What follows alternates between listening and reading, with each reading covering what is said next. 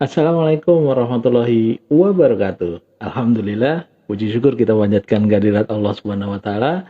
Pada kesempatan kali ini kita bisa ketemu dan mohon maaf sekali ya, ayah udah agak lama tidak upload video di YouTube. Mungkin adalah kalau sebulanan kayak gitu ya. Jadi ini mudah-mudahan bisa mengobati rasa kangen ya selama beberapa minggu ini kita tidak silaturahim ya. Dan ini video sebetulnya khusus ayah sampaikan untuk teman-teman di komunitas guru dan ortu cerdik. Mohon maaf sekali, mestinya hari Senin kemarin ayah menyampaikan materi yang terkait dengan guru dan ortu cerdik di WA. Hanya saja ayah itu di sebelah sini nih, diafragma ya, antara dada dan perut itu habis sarapan tuh kok kemarin sakit sekali kayak gitu. Iya, jadi eh, tidak bisa menahan rasa sakit.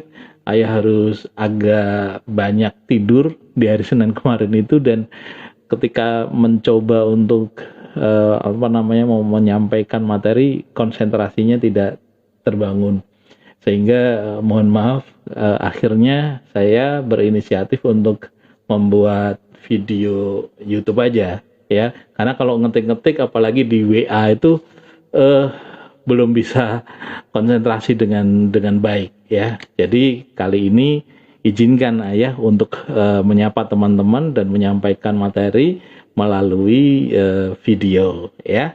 Oke, seperti pada judul ya, judul video ini adalah pinter saja nggak cukup. Siswa Indonesia tuh butuh keteladanan guru cerdik.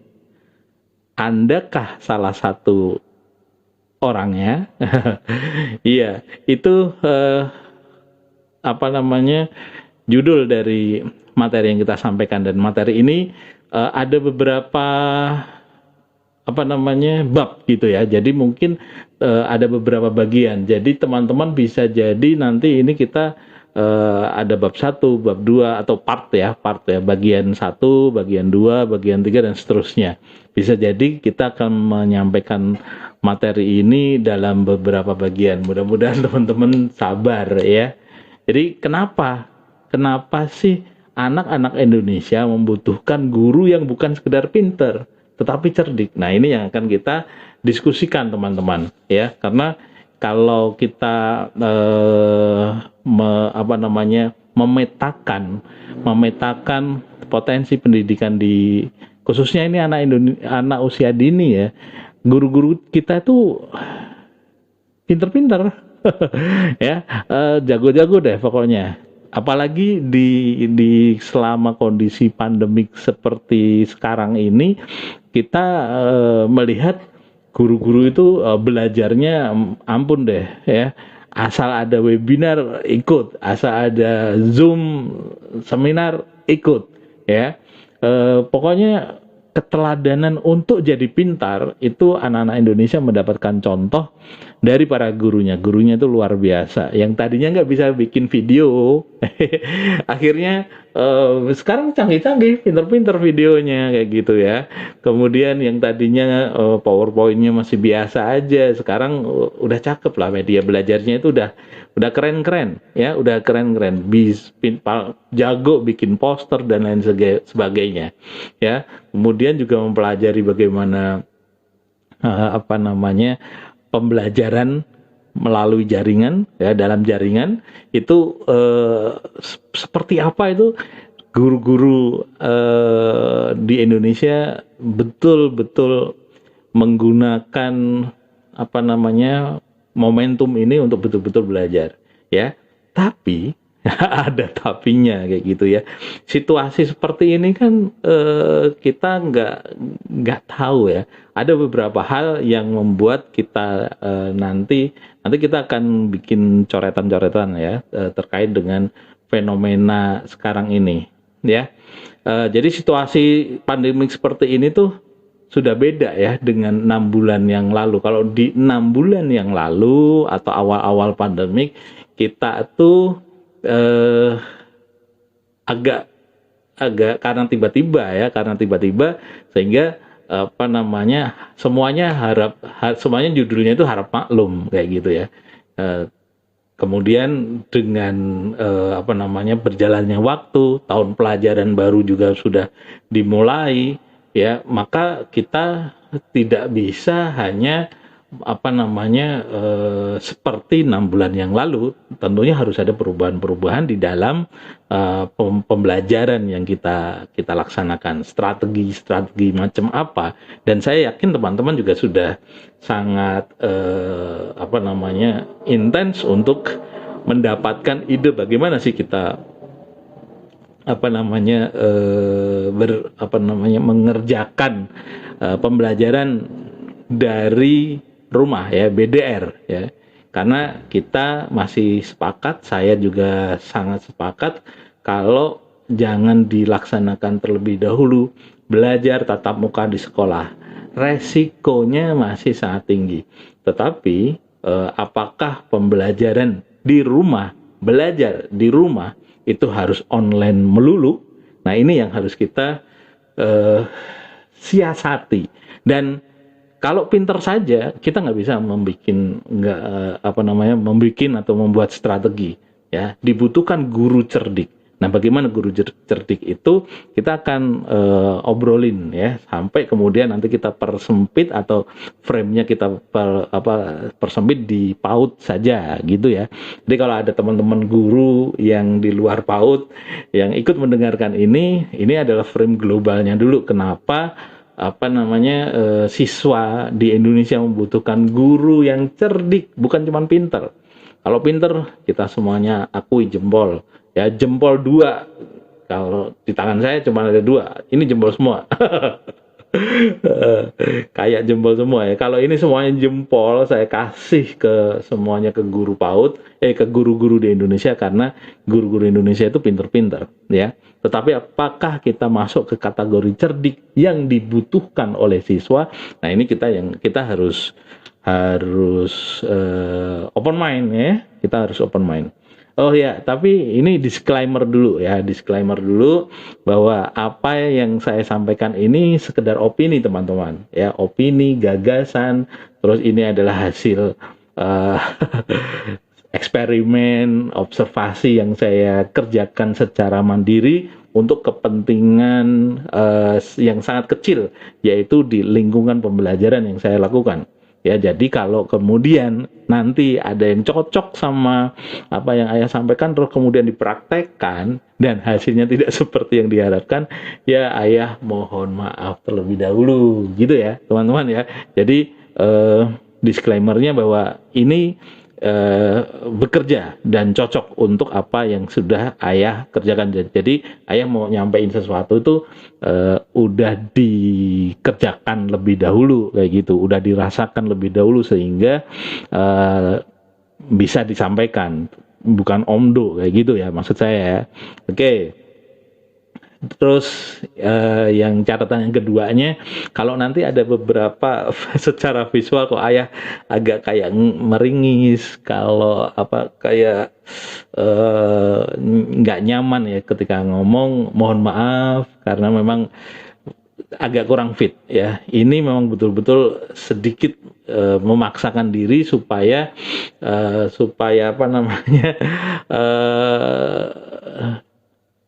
hutang ya, biar nggak ada hutang kayak gitu. Karena kemarin Ayah udah janji mau nyampein materi hari Senin kepada teman-teman yang ada di grup guru dan ortu cerdas, tapi terpaksa tertunda, dan ini nggak tahu nih nanti tayangnya hari apa. Mudah-mudahan Selasa malam ini atau Rabu pagi sudah bisa dinikmati, sudah bisa digunakan sebagai pembelajaran udar gagasan, ide kepada teman-teman yang bergabung di grup guru dan ortu cerdik.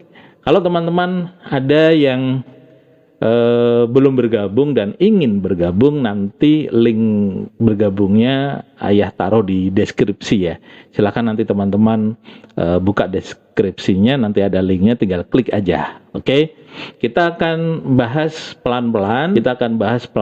Terkait sama komunitas guru cerdik ini. Oke, teman-teman, saya akan buka coret-coretan ya.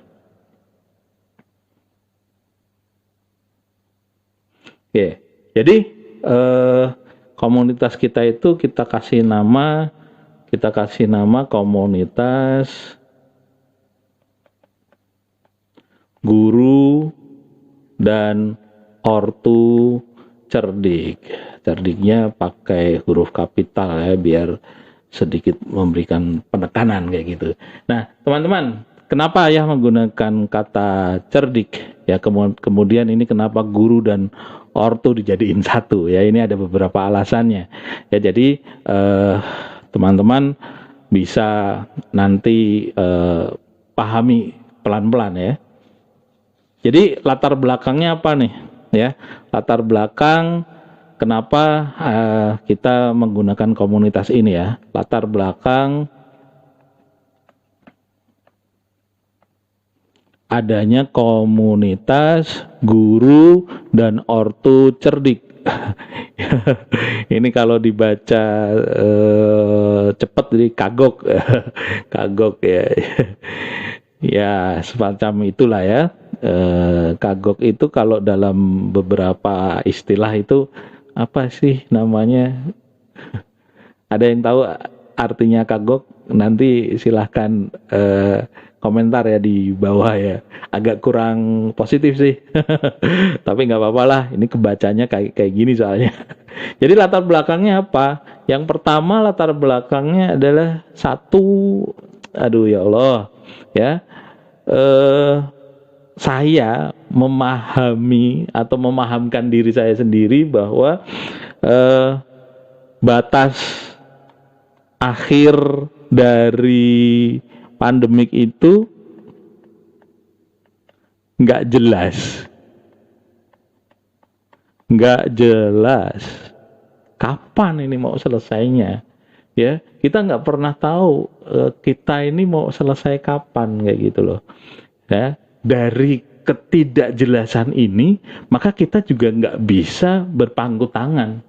Nggak bisa berpangku tangan kepada pemerintah, nggak bisa berpangku tangan kepada Kemendikbud, kita nggak bisa berpangku tangan kepada dinas pendidikan, kecamatan, kelurahan, Pak RT, Pak RW, nggak bisa. Apa yang harus dilakukan ya, kita secara mandiri mempertahankan diri kita sendiri menghadapi pandemi ini. Maksud saya kayak gini, pemerintah itu udah luar biasa berpikir solusinya mau seperti apa ya. Pemerintah tentunya sudah punya strategi dan tapi sampai hari ini pun kita nggak ada jaminan ini mau kapan sih selesainya. Pak Jokowi dulu pernah menyampaikan Juli, tapi ternyata ini kita sudah sampai Agustus ya. Sampai kemudian beberapa waktu yang lalu Pak Jokowi sampai marah-marah ke kabinet itu kan karena mungkin beliau merasa apa yang ditargetkan meleset kayak gitu ya. Nah, tapi kita juga nggak bisa nyalahin karena ya segala sesuatu kayak uncertain gitu, unpredictable kayak gitu ya, nggak jelas, nggak bisa diprediksi dan kondisinya pandemiknya ya semakin banyak orang yang terpapar kayak gitu. Jadi ketika ini nih salah satu menjadi latar belakang kenapa kita harus menjadi cerdik ya, karena kita nggak bisa berpangku tangan ya. Kalau kita cuma pinter aja ya, apalagi bodoh kayak gitu ya, pinter aja ketika kemudian kita mendapatkan informasi A kemudian kita ikuti A itu dan tentunya ya belum tentu kayak gitu. Dapat informasi B memperbarui informasi A kayak gitu misalkan. Dan itu pun ternyata masih coba-coba ya, masih coba-coba semuanya. Oleh karena itu ya kita harus jadi cerdik ya. Ini latar belakangnya ya. Mau cerdik kayak apanya ntar dulu, sabar teman-teman. Oke, itu yang pertama. Kemudian yang kedua, Jadi karena batas akhir pandemi itu nggak jelas ya. Kemudian yang kedua yang jelas di depan mata itu apa sekarang? Yaitu masih dilarangnya tatap muka ya. Tatap muka di sekolah masih dilarang ya. Oke, ini yang ayah garis bawah sih, garis bawain. Di sekolah itu dilarang. Ini yang ayah garis bawahi. Ya, kenapa ayah garis bawahi nanti akan ada penjelasannya. Ya, nanti. Ini kita ngomong latar belakang dulu ya. Jadi ini kan menunjukkan bahwa ketika kita tatap muka di sekolah dilarang, maka anjuran utamanya adalah daring ya.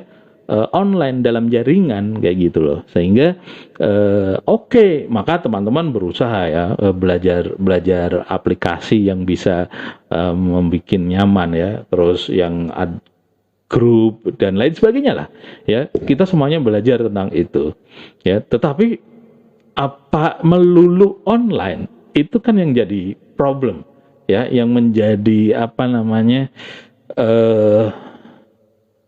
istilahnya ya, anak-anak udah mulai jenuh, kemudian ya bu guru pak guru juga jenuh, orang tua itu juga ya, tentunya ini kata yang familiar, aduh kita udah jenuh nih kayak gini-gini terus kayak gitu. Dan tahukah teman-teman apa namanya sesemangatnya guru mengajar dengan HP-nya, anak-anak itu kayak apa sih responnya?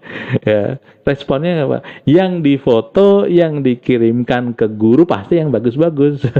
Yang nggak bagusnya kayak apa? Berapa persen? Apakah teman-teman melakukan observasi seberapa niat anak-anak menerima masukan dari kita, pembelajaran dari kita melalui online? Seberapa niat mereka? Nah, ini kan yang kita harus pelajari juga. Apakah teman-teman sempat mengobservasi? Nah, ini yang harus kita pelajari. Jadi intinya kalau yang ketiga dari tatap muka ini, ayah melihat bahwa anak itu mulai turun atensinya.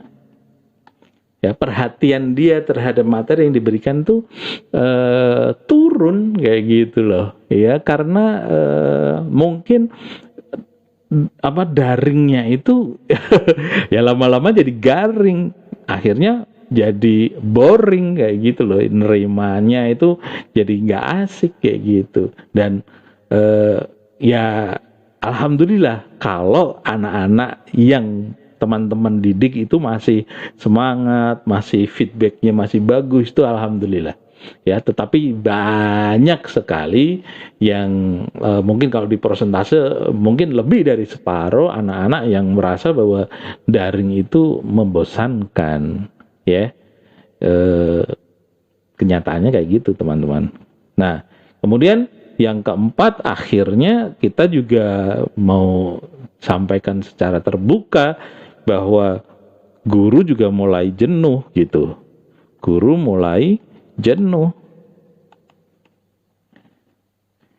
Padahal ya kita itu sebagai guru pengennya ngasih yang terbaik ya. Sebagai guru kita memberikan pelayanan yang terbaik, dan tapi kalau begini terus ya gimana kita itu makhluk sosial. Kalau sosialisasinya dibatasi ya akhirnya kita gitu ya, seneng banget kalau bisa ketemu sama anak ya kan, seneng banget ketemu sama orang tua siswa, seneng banget kalau ketemu sesama guru aja udah seneng banget kayak gitu loh. Apalagi kalau misalkan kayak kemarin tuh ya, pada saat 17 Agustus booming juga apa namanya film pendek Tilik itu, kok kayaknya satu truk itu jadi asik banget tuh ngobrol. Itu film yang memberikan ya itu gambaran sosial kita tuh kayak gitu kayaknya ya, sebagian. Nah, terus fakta yang berikutnya apa teman-teman? Fakta yang berikutnya adalah orang tua ya, ortu mulai balik kerja seperti biasa, mesti ngantor, ya kan?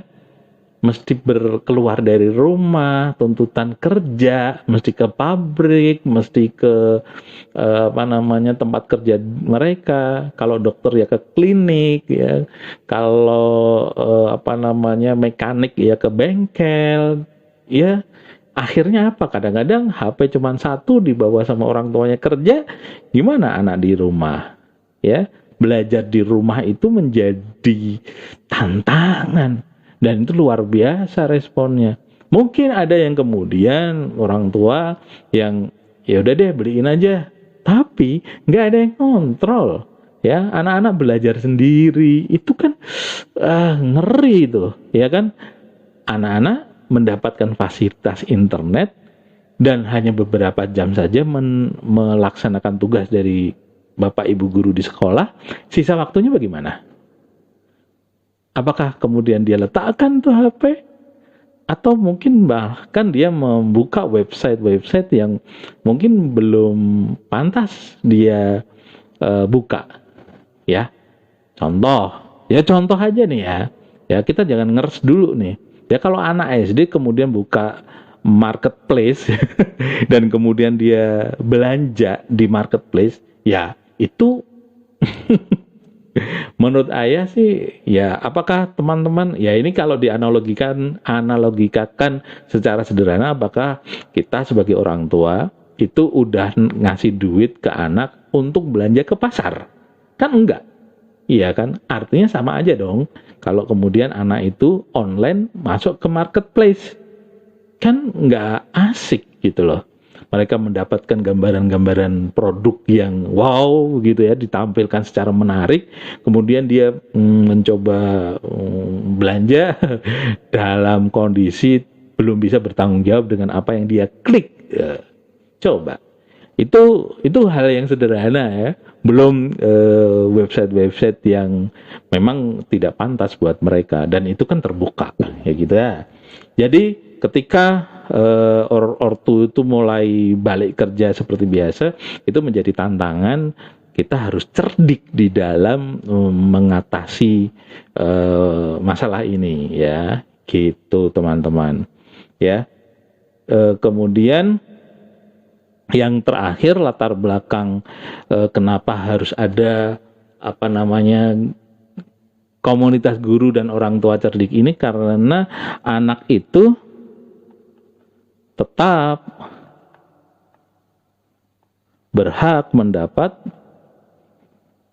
pembelajaran, ya, berhak mendapatkan pembelajaran atau pendidikan lah ya secara umumnya. Ya, dari latar belakang ini, maka kemudian kita terdorong untuk mengembangkan, sekali lagi, bukan hanya sekedar pintar ya. Pintar saja nggak cukup teman-teman ya. Nih, pintar saja nggak cukup. Kenapa? Apa bedanya pintar dan cerdik? Nah, ini mungkin ada beberapa yang nanya ya. Ada beberapa yang langsung searching, apa sih bedanya pintar sama cerdik? Kayak gitu. Izinkan ayah untuk menjelaskan apa itu bedanya pintar dan cerdik. Oke, ya. Jadi, kalau pintar itu tahu segala hal. Gitu aja sebetulnya. Kita mau ngomong tentang pintar itu apa ya? Tahu segala hal, tahu banyak hal lah ya. Banyak hal. Itu yang namanya pintar, ya. Kita mau ngomong A, oh dia tahu. Ngomong B dia tahu, ngomong C dia tahu. Itu yang namanya, oh ini anak pintar nih. Ketika kita ngomong sama guru dan guru itu bisa menjelaskan banyak hal, kita akan melihat atau kita akan menilai bahwa oh ini guru pintar. Ketika kita ngomong sama orang tua siswa begitu, dan kemudian dia bisa menjelaskan banyak hal, ya, menilai satu pokok masalah dari banyak sisi misalkan kayak gitu, oh ini kita bisa menilai bahwa orang tua siswa ini pintar kayak gitu ya. Tapi pintar saja itu belum tentu bisa menyelesaikan masalah. Pintar ya, tahu banyak hal itu belum tentu bisa menyelesaikan masalah kayak gitu ya. Nah ini pinter itu pokoknya kayak yang namanya pinter itu tahu segala hal, tahu banyak hal, tetapi ketika kemudian diberikan persoalan itu belum tentu bisa menyelesaikan ya. Contoh ilustrasinya adalah ketika guru di sekolah memberikan tes itu kan ada tes yang multiple choice, memilih benar salah misalkan, atau memilih satu di antara 3 atau 4 pilihan gitu. Kemudian menjawab atau mengisi titik-titik yang kosong ya gitu ya, dan kemudian menguraikan jawaban. Biasanya ada tingkatan-tingkatan seperti itu ya teman-teman, kita masih ingat ya. Nah, persoalan yang paling terakhir tadi ya, menguraikan jawaban itu kadang-kadang membutuhkan kecerdikan ya, membutuhkan keluasan pemahaman ya. Jadi kalau yang namanya pintar ini yang kayak gini aja itu ya, tahu banyak hal tapi belum tentu dia bisa menyelesaikan masalah. Tapi kalau cerdik teman-teman, cerdik itu kepintaran sekaligus kecekatan dalam menuntaskan masalah.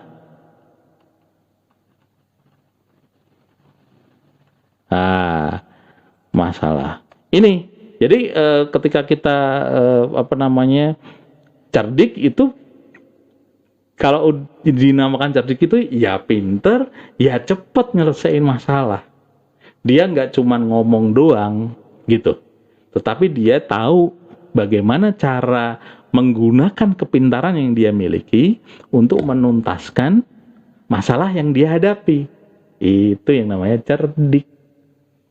Selama ini banyak sekali ayah mengikuti grup-grup WhatsApp yang guru itu bahkan sekedar untuk menentukan besok mau kegiatan apa itu nanya ke teman yang lain, besok kegiatannya apa ya, tema ini kegiatannya enaknya apa ya, dan itu faktual terjadi. Nah ini yang menjadi keprihatinan kita harusnya itu dengan kondisi seperti ini bukan sekedar besok mau ngapain kayak gitu, tetapi kita bagaimana menyelesaikan hari besok sehingga kita itu bisa menuntaskan masalah kayak gitu loh. Bagaimana anak menghadapi COVID ini ya, bagaimana ketika anak ketemu sama orang yang tiba-tiba batuk-batuk misalkan, bagaimana anak ketika diajak ke mall kemudian dia terlepas dari orang tuanya, apa yang harus dia kerjakan misalkan, contohnya seperti itu.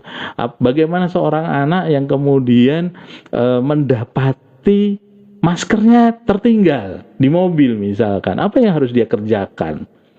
Nah, yang kayak gitu tuh kita mesti cerdik mengajarkan kepada anak ya. Jadi kita akan tahu bahwa COVID itu salah satu untuk menghambatnya adalah kita pakai masker dan kita menggunakan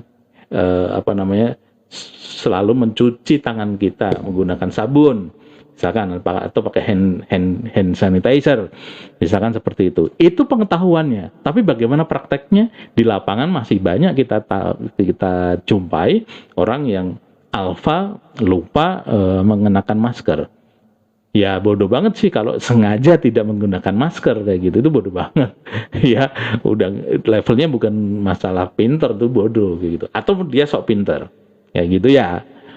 Kemudian berikutnya adalah misalkan kondisi-kondisi kecerdikan ini bagaimana kita jadi membuat anak itu bertahan hidup kayak gitu loh, atau dia punya habit baru ya, jadi misalnya dia tidak akan keluar rumah kecuali dia menggunakan masker, atau meningkatkan imunitas. Bagaimana dia itu, jadi kalau masker, hand sanitizer itu kan apa namanya, pencegahan tuh ya, pencegahan. Tapi bagaimana dia melawan dari corona itu sendiri, COVID itu sendiri adalah dengan cara menguatkan imunitas dalam tubuh ya. Jadi orang akan kuat melawan corona dengan cara meningkatkan imunitas. Nah, ini hal-hal yang seperti ini tuh kan secara cerdik harus diajarkan kepada anak kayak gitu teman-teman ya.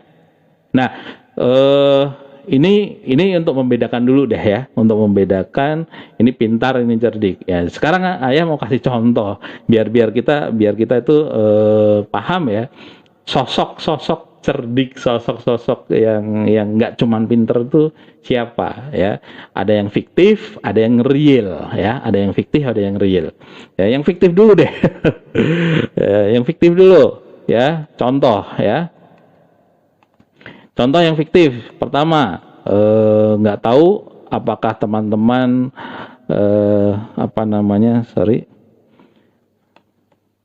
kenal sama ini nih ya. Misalkan ini, kenal nggak?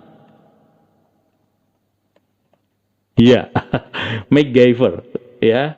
Sosok ini bukan cuman pintar, tetapi dia cerdik.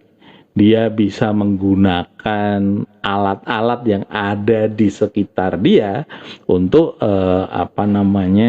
menyelamatkan hidup dia.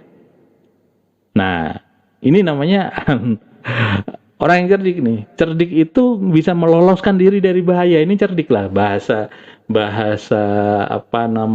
gampangnya kayak gitu ya. Meloloskan diri dari bahaya. Ini orang yang bisa seperti itu berarti dia punya kemampuan seperti itu, namanya cerdik kayak gitu ya. Dia bisa menyelesaikan persoalan-persoalan dengan kepintaran yang dia miliki. Siapa lagi ya. Kemudian yang kedua, ini yang ada di dalam pikirannya ayah ya. Kalau teman-teman ada contoh tokoh yang cerdik, silakan nanti ditulis di kolom komentar. Oke. Dr. Henry, Indiana Jones. Indiana Jones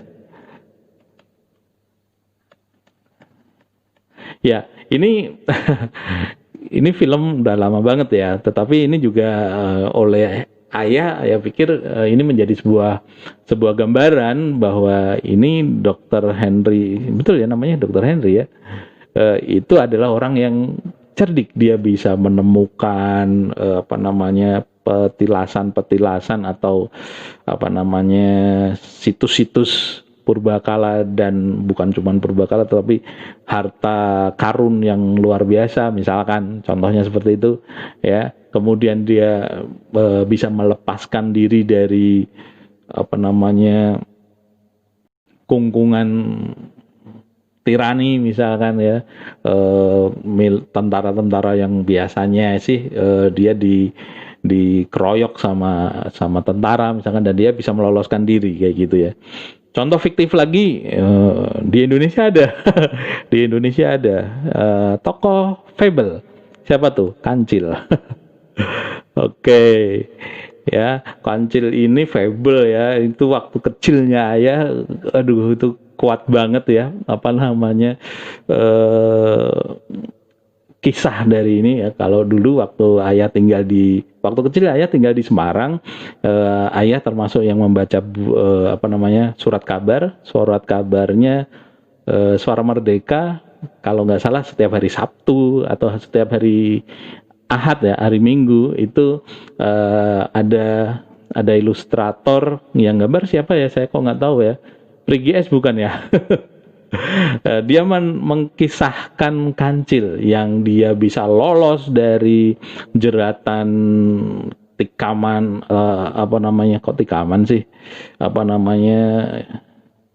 terkaman dari harimau misalkan, atau dari buaya misalkan, atau dari banteng misalkan, dia bisa meloloskan diri, ya, atau mungkin dia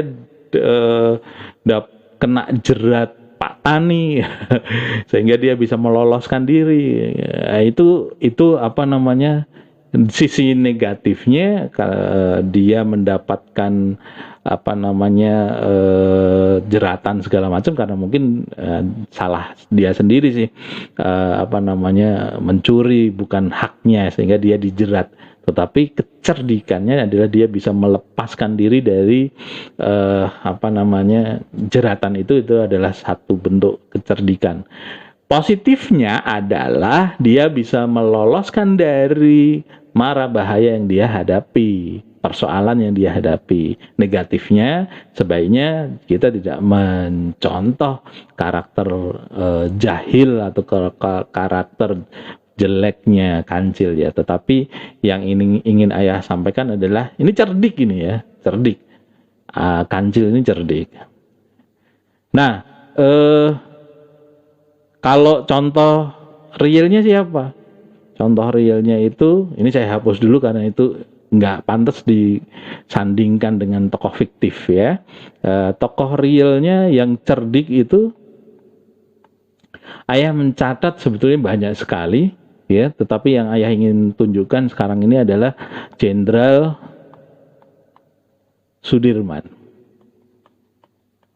Ini real, Panglima Besar Jenderal Sudirman, teman-teman. Ini tokoh yang luar biasa dalam kondisi sakit paru-paru, dia tidak bisa berjalan sendiri, dia harus ditandu dalam kondisi yang sangat lemah. Untuk dirinya sendiri aja sebetulnya dia sudah sangat berat ya, tetapi dia bersedia memikul beban tanggung jawab bangsa ini, yaitu apa? Merdeka dari penjajahan. Ya, kecerdikan beliau dikenal dan dipelajari oleh tentara-tentara negara-negara lain. Apa itu? Gerilya. Gerilya ini adalah strategi perang yang sangat ditakuti oleh sekutu waktu itu. Sekutu yang luar biasa, ya, negara-negara yang besar, negara-negara yang kuat, ya, negara yang dengan senjata yang luar biasa lengkap, itu bisa diporak-porandakan dengan strategi gerilya. Ini luar biasa teman-teman. Ya, ini teman-teman guru dimanapun Anda berada, jika Anda mendengarkan apa yang saya sampaikan ini, segera searching kisah-kisah heroik dari Panglima Besar Jenderal Sudirman. Bukan cuma kisahnya ya, tetapi apa namanya, catatan-catatan historik yang otentik ya, kita cari gitu, kita pelajari.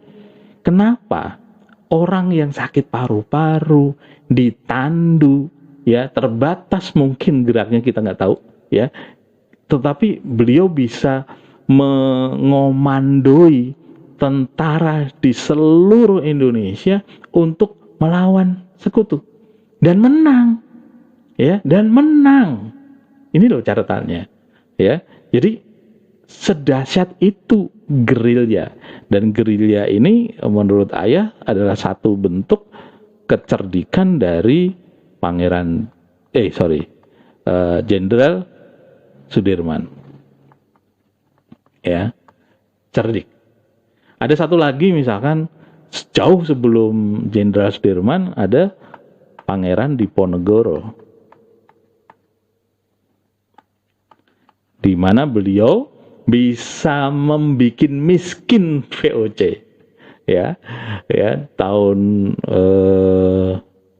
1925 sampai 1930, betul ya? Betul nggak sih? agak lupa ya. 1825 sampai 1830, betul ya? Tolong dikoreksi tahunnya ya, mohon maaf ya, tiba-tiba lupa.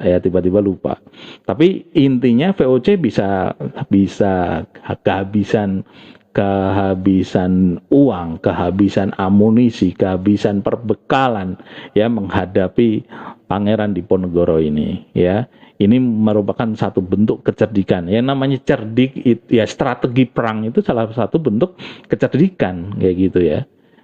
Karena pilihannya adalah kalah dan kemudian dijajah ya, atau kemudian dia mati gitu ya, atau pilihan berikutnya harus menang kayak gitu ya. Pilihannya kalau nggak mati gugur syahid ya, kalah dijajah. Pilihannya tidak banyak kayak gitu loh ya, sehingga harus mengeluarkan seluruh energi untuk keluar dari mara bahaya, keluar dari masalah. Nah sekarang bagaimana dengan sosok guru cerdik? Guru yang cerdik itu seperti apa? Ini kalau ayah bilang guru yang cerdik, mungkin bisa jadi itu ekuivalen dengan ortu gitu ya. Jadi ortu yang cerdik atau guru yang cerdik itu yang kayak apa sih? Kayak gitu ya. Coba nanti apakah sama ya, apakah sama atau tidak. Jadi kalau guru yang cerdik itu dia nggak cuman atau nggak hanya kasih pengetahuan.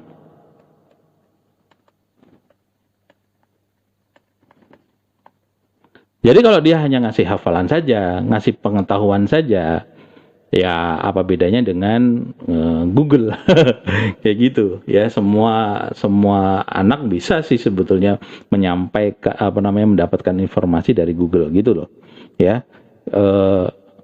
Nggak cuman ngasih pengetahuan yang sifatnya apa? Sifatnya itu hafalan kayak gitu loh ya. Nah ini kalau cuman hafalan aja itu ya mungkin sampai ke batas pinter aja ya gitu loh. Tetapi ya guru yang cerdik adalah guru yang mendorong anak didiknya terampil menggunakan pengetahuan ini loh ya, menggunakan apa yang dia hafal, menggunakan pengetahuan dia untuk apa ya, untuk menyelesaikan persoalan soal. Nah ini kalau kita sebagai guru itu akan disebut guru yang cerdik kalau kemudian kita itu nggak cuman ngasih pengetahuan aja, tapi juga mendorong anak untuk bisa terampil. Ini tidak mudah ya. Ini tidak mudah, tetapi kalau kita udah tahu polanya sih gampang sih ya. Yang penting kita tahu polanya teman-teman. Ya, itu pengertian yang pertama. Pengertian yang kedua, ini menurut ayah loh ya, sesuai dengan kapasitas dan pengalaman ayah selama ini ya. Jadi bagaimana ayah membuat teman-teman yang belajar dengan ayah, siswa-siswa yang belajar dengan ayah itu dia terampil menggunakan pengalaman dia, pembelajaran dia, sehingga dia itu akhirnya nemuin jalan sendiri.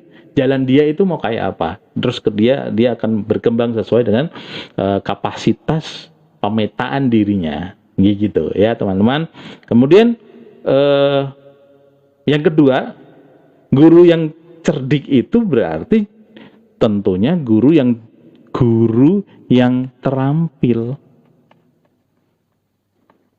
Dia nggak cuman pintar, dia tidak cuman menguasai hafalan-hafalan, tetapi dia juga terampil menggunakan hafalan-hafalan yang dia miliki ya, menyampaikan materi, terampil menyampaikan materi.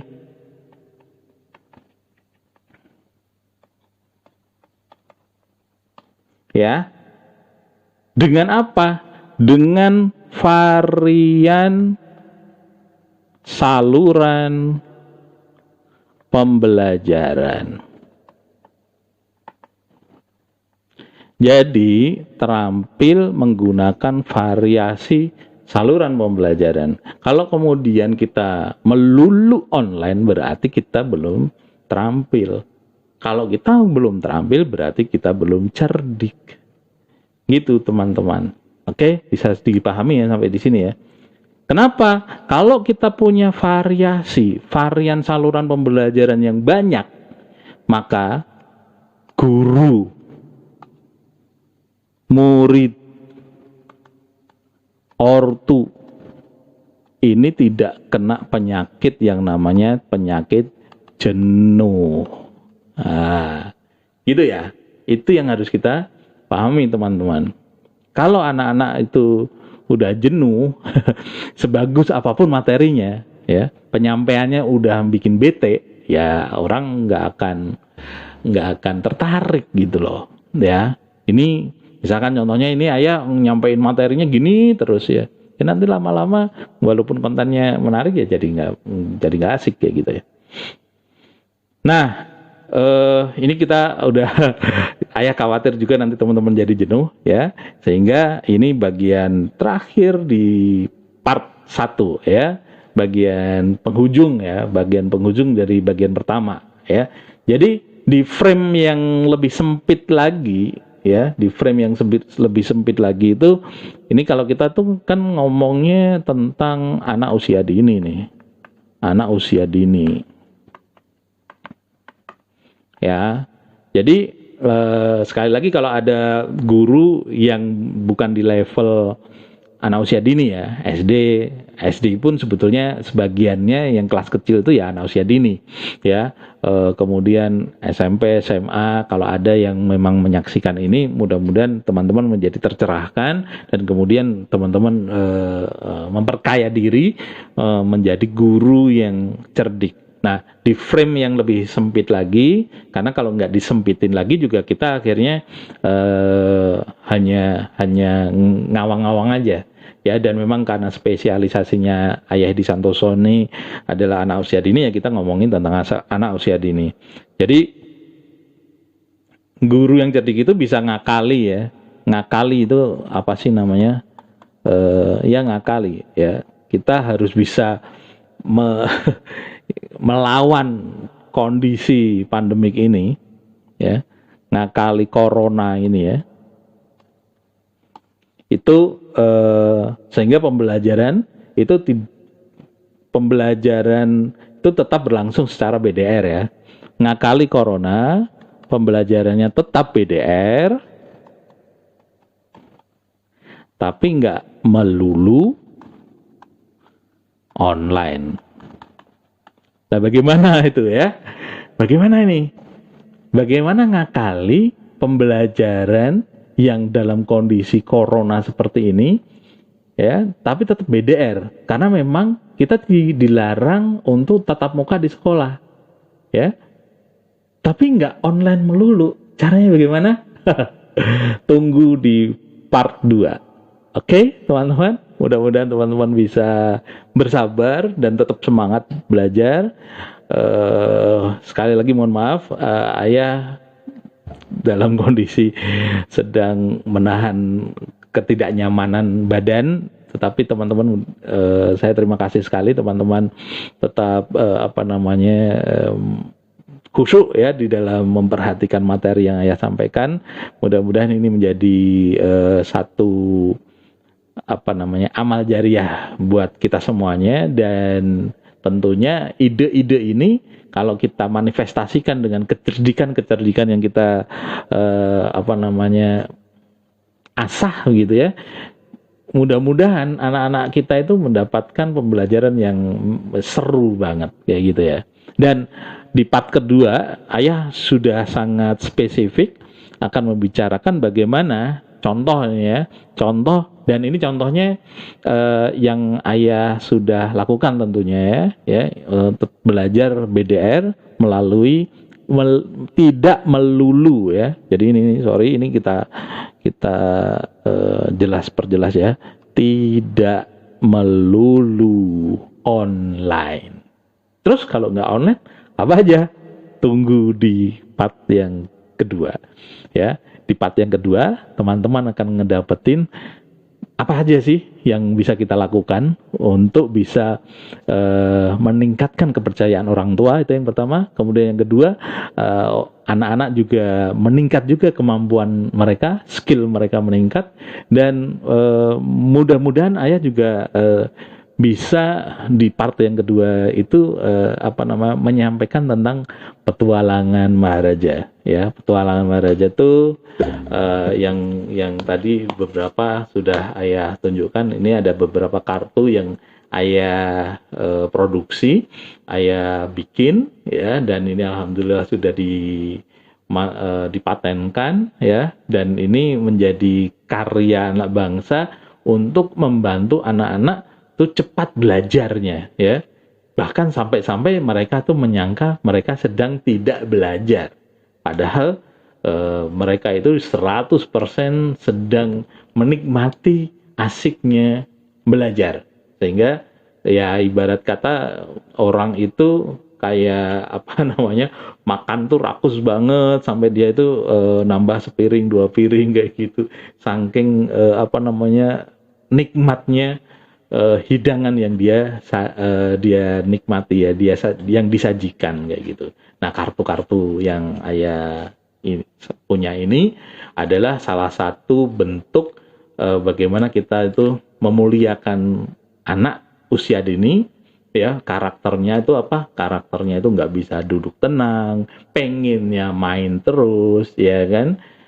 Tapi apakah kalau kemudian dia main terus dia nggak bisa meningkat kemampuan dia? Nah, part kedua kita akan tunjukkan hal menarik dari kecerdikan ini, ya. Dan mudah-mudahan juga ayah juga bisa menunjukkan negara-negara di belahan dunia lain yang dia itu lagi seru-serunya dengan anak usia dini yang berhubungan dengan literasi, ya. Mudah-mudahan teman-teman sabar menunggu edisi berikutnya. Billahi taufiq wal hidayah. Assalamualaikum warahmatullahi wabarakatuh.